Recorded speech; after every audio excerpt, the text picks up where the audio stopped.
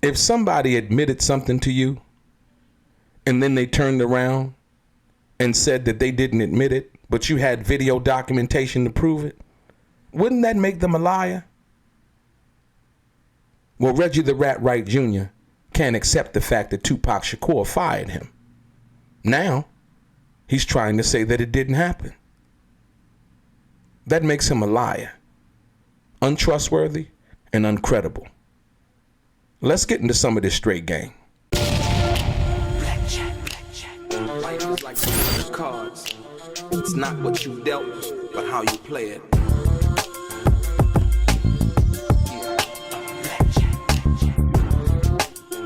Play each situation correctly.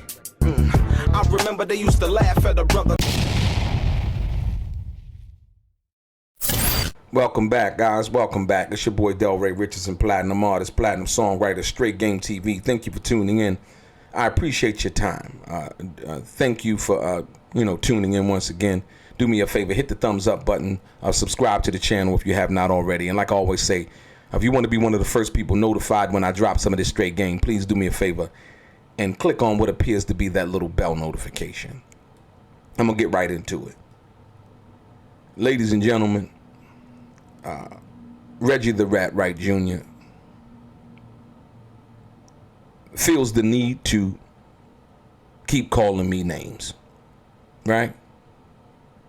In his latest video, once again, Reggie the Rat Wright Jr. and Gullible John tried to manipulate you,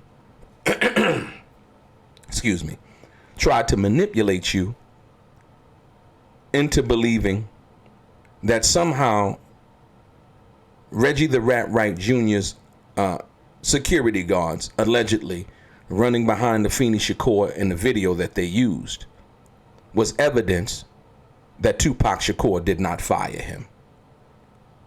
It is a fact that Reggie the Rat Wright Jr. has already admitted that Tupac sent a letter to him firing him. He's already admitted that. But somehow, some way, I don't think that he remembered that video. And now he's been trying to walk that back. He's been trying to get that taken down off of my YouTube channel fraudulently. Yeah. That's the only way he's going to be able to do it, is through fraud. And like I said, every time he's done it, I've exposed him. And I will continue to expose him. Every time. Trust me. And so, when you understand that there is evidence, there's documentation, and then there's conversation that comes after that documentation, trying to prove that the documentation doesn't exist. That's like the Houdini effect, if you will.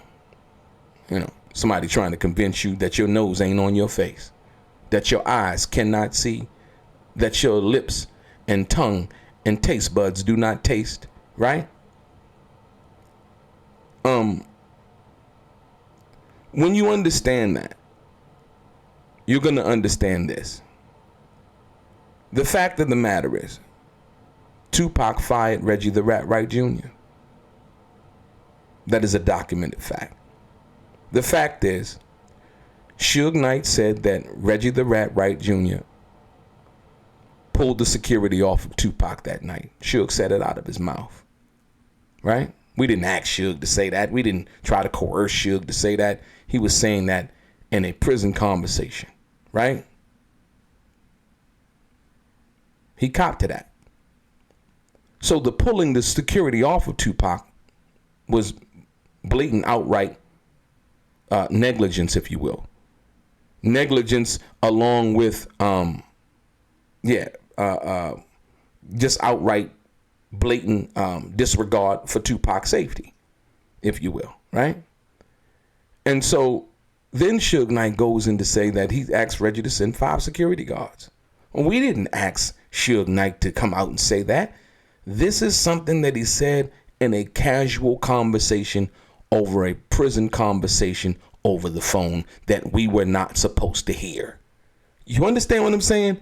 It wasn't like what he's doing now on the podcast, We weren't supposed to hear the conversation that Suge had that I had played. We weren't supposed to hear that. That was a regular phone conversation, right? Okay. So now, Reggie the Rat Wright Jr. wants us to believe that Suge Knight is lying now. Suge Knight, he's lying. He gotta call me. He gotta call me collect. When he called me collect, he gotta call me. Right. Just like Yasmin Fula was supposed to come on bond first. That conversation never took place. Reggie the Rat Wright Jr. lied. Reggie the Rat Wright Jr. told us a few years ago that Suge Knight was supposed to be coming on bond first. Reggie the Rat Wright Jr. lied. Reggie the Rat Wright Jr. just recently did a video in where he says that Suge better watch what he say. And he was warning Dave Mays. Amazing. What could Suge Knight possibly say? You know what Suge Knight could possibly say? The truth. It's just that simple. Reggie the Rat Wright Jr. has been allowed to lie and create stories. Listen to this. If a person was my custodian in my building, he can't talk about how we made a record in the studio, right? Right. He can't talk about how I promoted Pac's album or I came with the name All Eyes on Me. He can just tell you about how he cleaned the floors. Right. So if a person do security, motherfucker use security. But Right. you wouldn't in the, every person, like Pac was an arrogant motherfucker. Right. Pac didn't fuck with everybody. If you was to help, he gonna speak to you, but he not gonna have a conversation with you. You heard Suge Knight just say, if a guy was security, he was security. He didn't know it. It's just that simple. Reggie the Rat Wright Jr. was a liaison. Reggie the Rat Wright Jr. according to Suge Knight, not according to anything that I'm saying. You got to understand. See, because I think people get confused. No, I'm not saying nothing. I'm gonna show you the paperwork. Here's a copy of the affidavit, a snippet of the affidavit. When Suge Knight was asked who was left to run death row when he was locked up. It was Michelle A. And Suge Knight was under oath. You can tell me whatever else you want to tell me. Oh, it was this. Oh, it was that. You know, once again, this is the guy who ran death row saying who he left in charge. Not who I think he left in charge. Not who appeared to be who left the person that was left in charge. But this is Suge Knight saying in an affidavit who he left in charge. Right? So, once again, through documentation and demonstration, I am showing you the facts. Not what I'm saying, not what I'm alluding to, not that what I'm trying to convince you of. You can either take it or you can leave it. I'm okay with that. Right? Like I said before, Reggie the Rat Wright Jr. has been trying to say he was not fired. He's already admitted to that. He's already admitted to that. He just tried to change the dates and when the letter came. So he didn't want you to know it was so close to when after he was fired, Tupac had got shot. Excuse me. And so with that being said, you got to understand all of this trying to convince the world, you know, through this video that they put up with, you know, two security guards running behind a Feeney at the hospital. His alleged security guards, I don't know. You know, like I said, I don't know. Once again, the fact of the matter is, Reggie the Rat Wright Jr. was hired by Death Row. His security was supposed to be at the hospital, I would hope, you know, after a certain amount of time. But like I said, for the foreseeable, from what Frank Alexander said, from what Michael Moore said, from what Suge Knight said, from what Gobi has said, from what other people have said, right? And another thing, I did the interview with Tupac's father. Tupac's father did not say security. He said two Suge Knight guys would come up every time he came out of the room. Two Suge Knight guys would come up to him and ask him, you know, did he wake up? Did he say anything? Right? That's what he said. He didn't say security. He didn't say none of that. You know what I mean? Now he's trying to Mr. Garland is a deadbeat and all of these other little derogatory terms. Mr. Garland ain't never said nothing about Reggie Wright until Reggie Wright said something about him. He ain't said nothing about that man. That man's 70-something years old, man. This guy has no chill at all. None. But there's a video, and I want to show you this. The reason why I want to show you this is because this is very important about a person's character and who they are. This video on Vlad, at the end of the video, just watch the video. Watch it. Watch it. Watch it. Yeah. And listen to his last words that he said before the video go off. That spoke volumes to me, because I never seen the video. I just seen it recently. It spoke volumes to me. Wow. You know? And so it says to me what this guy, Reggie the Rat Wright Jr., is willing to do for money. You know? It speaks volume. I was like, whoa. It took me back. I was like, man, you know. But once again, you know, Gullible John, with the assistance of Gullible John, Reggie the Rat Wright Jr. has been calling me names, and I didn't even know who they were. I knew who Tupac was. I never knew who Reggie the Rat Wright Jr. was. I've never associated myself with him.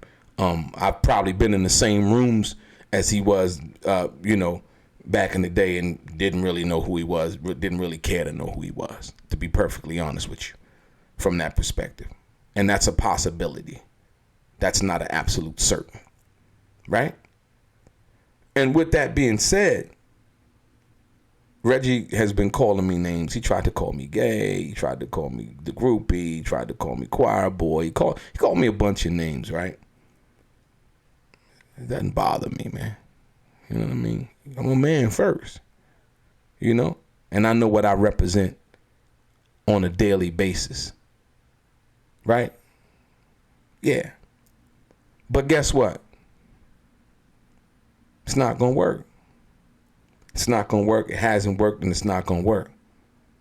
When I start calling him Reggie the Rat Wright Jr., based on facts, based on the fact that he went on a podcast and admitted to being an informant, and the only time that he can be an informant or be considered an informant is when he talked to the FBI agents. He didn't even remember talking to some of the FBI agents. The guy, Phil Carson, like I say, he didn't remember talking to him. That's why I call him Reggie the Rat Wright Jr. Because he called himself Reggie the Rat Wright Jr. Get it? You see, I'm very thoroughly researched. Everything that I say, I can back it up with facts, with proof, with evidence. Not conjecture, not innuendo, not speculation, not hearsay, but hardcore factual evidence. Right? So that's what I've been doing since I've been on YouTube. That's why people come over to my channel, and I appreciate you guys for coming over here. I'm not trying to convince you of nothing. At the end of the day, the evidence speaks for itself. And so, like I told you before, you don't need to try to convince anybody of anything that you know is the truth. But Reggie the Rat Wright Jr. can't accept the responsibility and the fact that he failed Tupac. He failed Suge. He didn't do his job. He was mad. He pulled the security off of Tupac. And then tried to blame it on Frank Alexander when Frank was the person that pulled Tupac off of Orlando at the fight at the MGM. You can see that's on video. But all of a sudden now he wants to tell us that he had to take the responsibility for Frank. Do y'all see anything wrong with that? Why was Frank the only one there? See, this is the part that you know, he can't answer. Why was Frank the only one on Tupac that night? Not all of these other, if I woulda, coulda, shoulda sent somebody. You know, that's Monday morning quarterback, and we talking about what actually was. We're talking about the facts. There's video of Frank running behind Tupac at the MGM Grand. We see it. Look at it very closely. Right? But once again, here comes the deflection. Gullible John says, you know, and I think this is wrong. What? You supposed to be the interviewer. You ain't even supposed to have no opinion. You supposed to be totally unbiased. So at the end of the day, we know the credibility of what y'all kicking over there on Bums First is not anything of value, of credibility, or of substance. We know that. Right? But see, I'm not going to diss anybody that subscribes to your channel, because I think everybody deserves to look at and watch and see what they want to see. It's their choice. Right? But I've brung you documentation. I brung you confirmation of information. Right? And that's all I continue to bring.